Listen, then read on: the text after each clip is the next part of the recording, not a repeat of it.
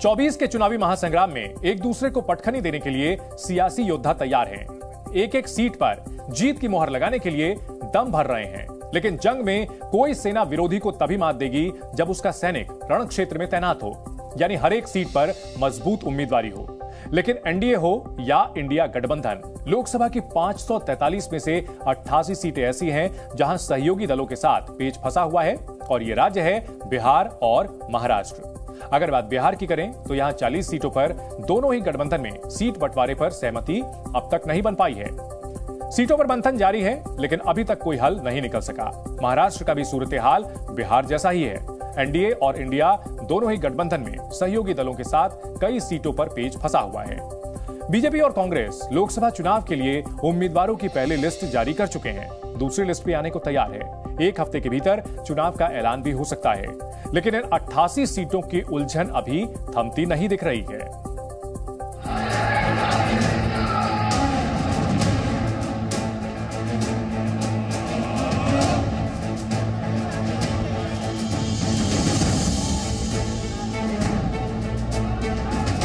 अब की बार 400 पार।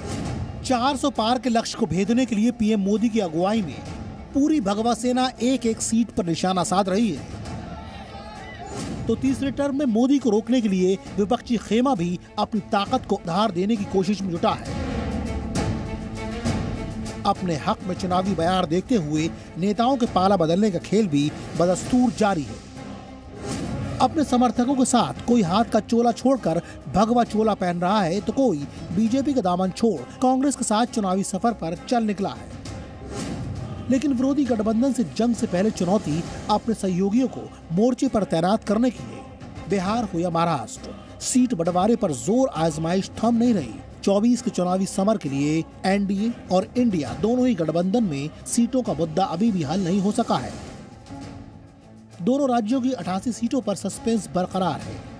बिहार में नीतीश कितनी सीटों पर राजी होंगे और बीजेपी उन्हें कितनी सीटें सौंपेगी, ये सवाल तो बना ही हुआ है।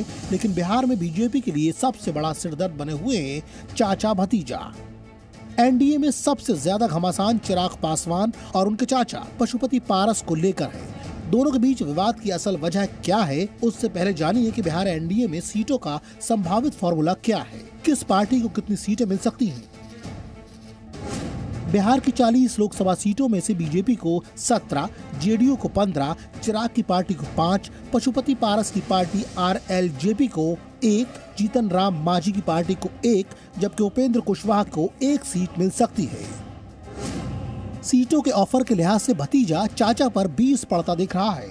साथ ही हाजीपुर सीट को लेकर भी तनातनी है, क्योंकि भतीजे के लिए चाचा को ये सीट छोड़नी पड़ सकती है।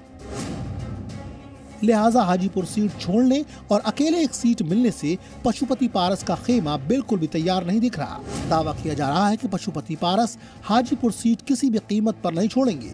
चिराग के 5 और पशुपति को लेकर 1 सीट मिलने पर भी घमासान बढ़ने के पूरे आसार हैं।